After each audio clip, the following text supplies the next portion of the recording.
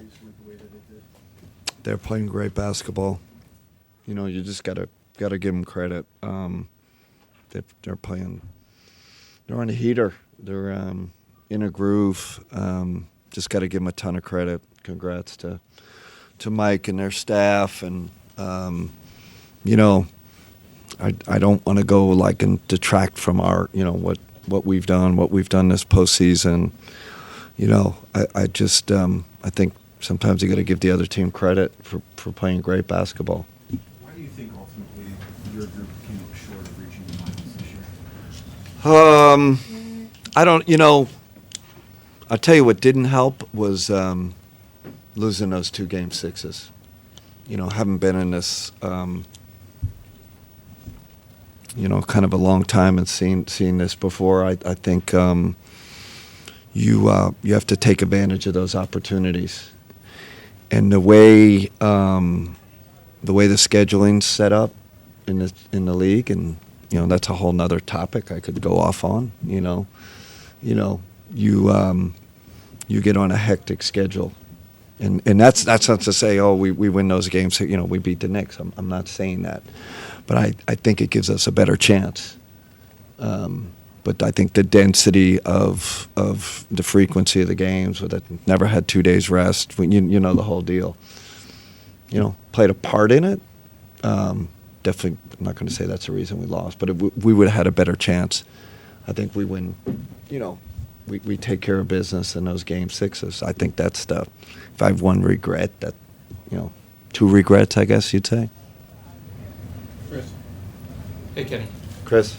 What are the emotions like as a coach when a season that you were proud of ends the way that this one did? I'm disappointed. I mean, disappointed for the group. Listen, from a coaching standpoint, normally you'd say, man, I wish we had this, player-wise roster. I wish we had this. We didn't have this. I can't say that. Ownership and front office gifted us with a wonderful roster, talented roster. So I feel bad. I feel bad for the group. Because you want to fulfill, your expectations first of all. So, that's disappointing. I'll turn it positive though. We took a step. This is kind of how this works. You have to keep climbing. We are going in, obviously a positive direction. Fell short. There's no bigger motivator, right, to get to the next level. I think of this off season and development and how we the sacrifice we're going to need to make to get to the next level. But I'm proud of this group in terms of how they fought through adversity. 1, 2 game 7s. We took a step. I think we took a step mentally, from a mental toughness point of view. So I'm going to kind of lean on that. And again, we all know there's another 2 steps really you got to take if that's the ultimate goal.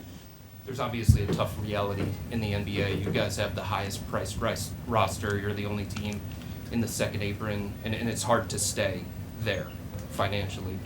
How concerned are you that changes could come this offseason based on what happened in this series, and including your job security? Listen, I have confidence in myself, first of all, confidence in the group, the roster. Talk, that's for down the line. Our front office has done a phenomenal job. Like I said, giving us a great roster.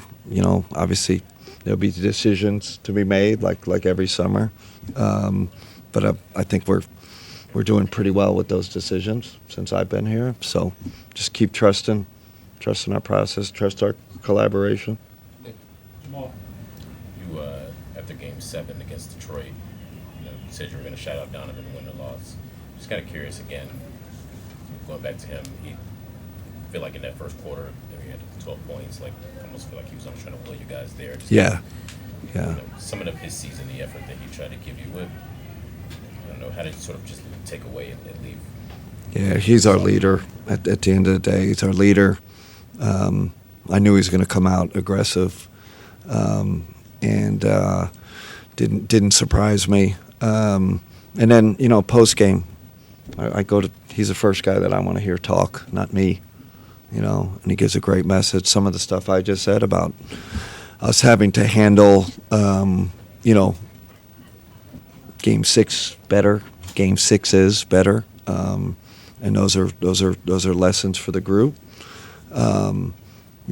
Talked about our, summer improvement, how we got to all make sacrifices and take another step. So, again, we lean on him as an organization, and I thought he backed it up, tonight, coming out and being super aggressive.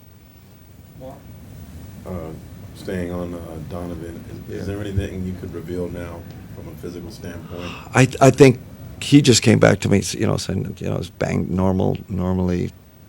normally banged up like you are at this time of year. There wasn't any specific, he's got to get an MRI or look at this. I think it's just generally banged up, generally fatigued. And did you see him take another step this season? Yeah. Oh yeah, definitely. Like I said, it's hard to do at this stage. A lot. Yeah, I think it was another step for him, another step for the Cavs. Obviously he went to conference finals, but he's the number one reason we went to the conference finals. So that's a big step, and I think there was I think there's a mental toughness, growth there. He kind of took it to another level. Led even better than he did the year before, adapted to a new roster, right? We're 2.5 months with this roster, and he kind of, with his communication, his leadership, kind of made that work on the fly, along with James and Evan, but he was a big time growth this year from a leadership standpoint. Coach, his first trip to the Eastern Conference Finals with this group. Yeah. I know maybe in the moment it's hard to kind of look at the big picture, but would you consider this season a success? Yes, absolutely. Because that was the task, right? Take another step, and we know, Knicks were in the conference finals last year, right? This is how it. You have to. There are barriers, right? And we jumped a barrier that we were stuck on, right? Second round, stuck on that. You make a jump. It's hard, not easy to do in a really competitive East. And then I'd say, we made the jump again with a roster, where we're trying to figure out, things in 2.5 months to get ready for the playoffs. So, with not great preparation time to put it together on the fly. It says a lot about those guys in the room, a little bit about the coaching. So, yeah, I consider it success. Kenny Donovan the other night talked kind of repeatedly about Game 1 and blowing that 22-point lead and how much of an impact he felt like that had. I mean, looking back on this series, how detrimental do you consider that to be a part of the sweep? Yeah, I mean, it's hard to say. I mean, you look at the other games and you could, or the totality of it, and say they pretty much dominated. So, I think it's a reach to say, oh man, we won that, it would have changed the series. Not, I would say if these other games were like kind of closer and similar and but pretty much all the other games that was, they they had a big advantage, so. Nate? When it comes to the big picture, when you said that this season's a success, do you believe that ownership and front office agree You'll with have to that? ask them. That's just from coaching and players and being in the locker room. But, you'd have to ask them. But I believe so. That would be my gut. And I think it would part of it is just human nature that when you're trying to get to, over that second round hump that we talked about so much as a group, Donovan and his career, all that. Once you guys did that, do you feel you were fighting it all, the satisfaction of getting to this stage? No, when you're a competitor, there's you're satisfied for about a couple hours when you do qualify for something like the conference finals, and then you turn the switch. I know that's how players are. That's how coaches are. And obviously our game one, we didn't come out there lackadaisical or anything. We came out, competing. So I don't think there was any of that. Joe? Do you get any sense, because there was so much goodwill after Game 7, and then this series was tough, it was. Do you get any sense that any of that has changed as far as the goodwill? Goodwill in what sense? Just from... From the fans, from the public, from... not the like from fans or... media, like what? No, I mean, more like, from Dan and between the coaching staff and the front office and just all the good stuff that was happening, 2 weeks ago.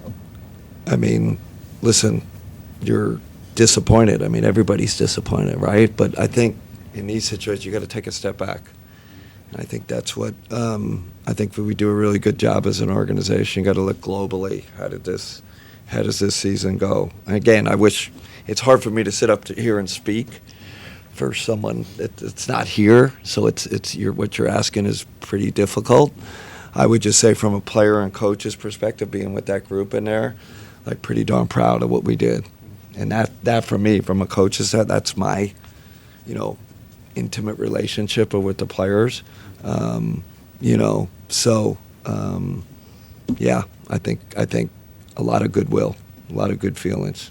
And then with James, or as we've gone through this whole playoff run, James has said a few times, like, well, hey, I just got here.